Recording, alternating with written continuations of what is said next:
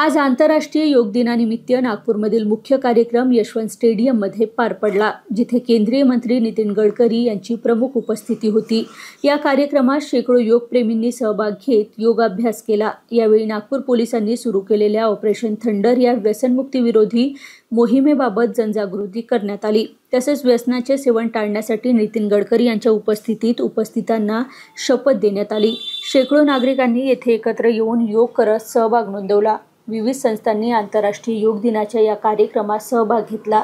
यावेळी नितीन गडकरी म्हणाले की आज आपण आंतरराष्ट्रीय योग दिन मोठ्या उत्साहात साजरा करत आहोत। आपल्या आरोग्यासाठी नियमित योगासन करणे खूप उपयुक्त आहे। आपले आरोग्य चांगले राहावे यासाठी योग विज्ञान हे अत्यंत उपकारक आहे। मला आनंद आहे की आदरणीय पंतप्रधान नरेंद्र मोदी यांनी योग दिन साजरा करण्याचा प्रस्ताव मांडला होता। आज जगभरात अनेक देशांमध्ये योगाचा मोठ्या प्रमाणावर प्रसार झाला आहे।